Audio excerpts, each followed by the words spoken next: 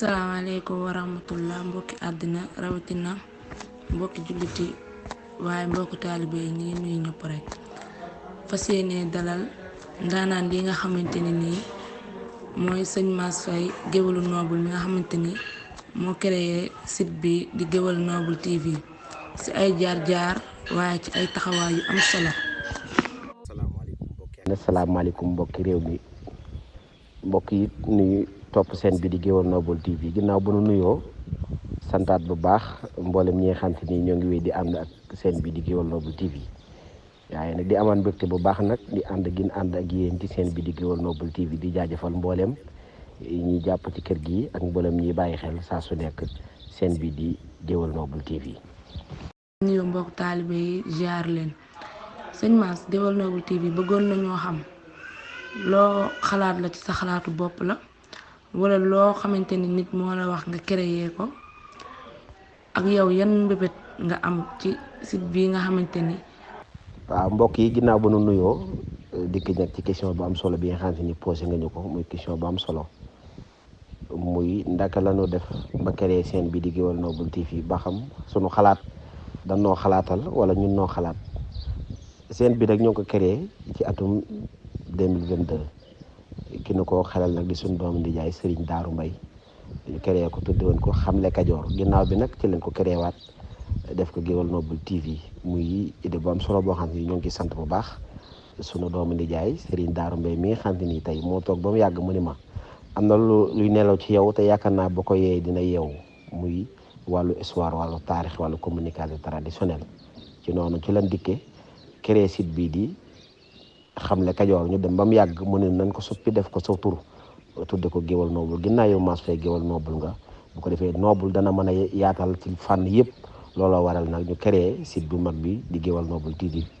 ginnaaw bi ñu leen nuyoo leeral tuuti ci sëñ Mass ñu amaat beneen question boo xamante ne nii moom la ñuy laaj sëñ Mass Faye Géwël Noble TV waaw sëñ Mass yow boo jugee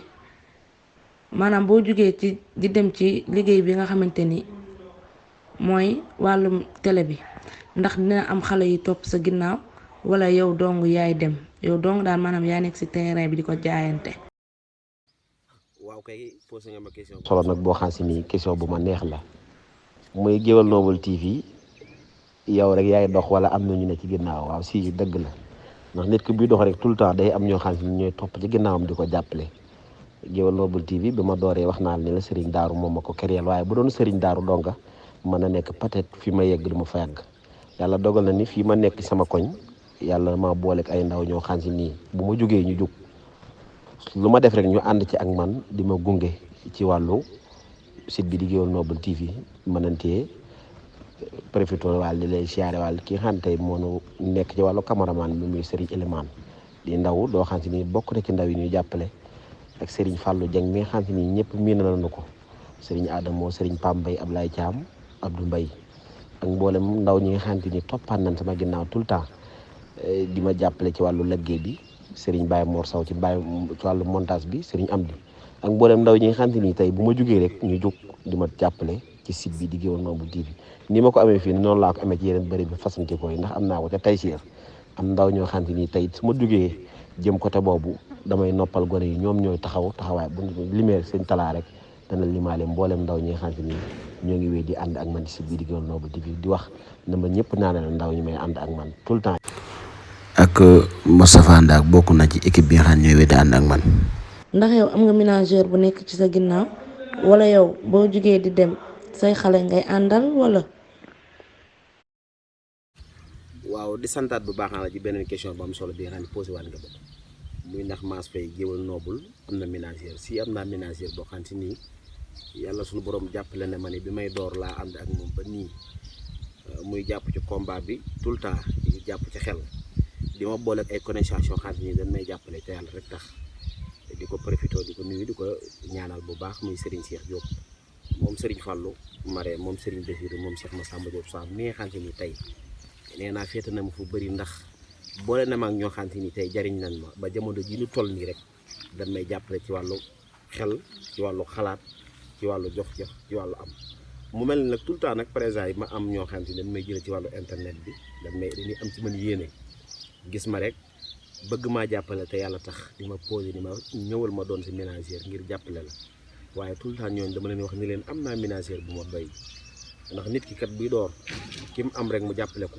kooko tout le temps damay yaakaar ni man noonu lan ma yere te la may jàppale loolu waral ñooñu dama leen di informer di la wax ni ne am naa ko xam ne mat na ma ménagère ni ma koy amee ci réew mi ni laa koy amee ci biti réew bu yàggul rek am naa ko xam ni internet bi la ma jëlee wax ma boobu idée ni ma yow gis naa la waaye am naa ne yow aaja nga jàppale ma ne ko yàlla dogal na ne am naa ménagère ni Serigne Cheikh Diop moom Serigne Fallou Marème di ko ñaanal bu baax yàlla na ko yàlla suñu borom may kattan te wéral ko ba li mu mébét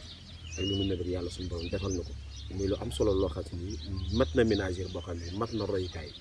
mu doon koo xam ni ku baax tey su ma doon wax ci moom rek damay wax ba sonn waaye du ma matal féete na ma fépp daal féete na ma fépp loolu daal laa ci mën a wax kon ci boobu question bu am solo ba ci kanam tuuti ma ñëwaat yeneen question yi. tout le temps da ngay nekk ci site bi nga xamante ni mooy Gueweul Noble TV di ci wax ay njariñ di ci wax ay ngëneel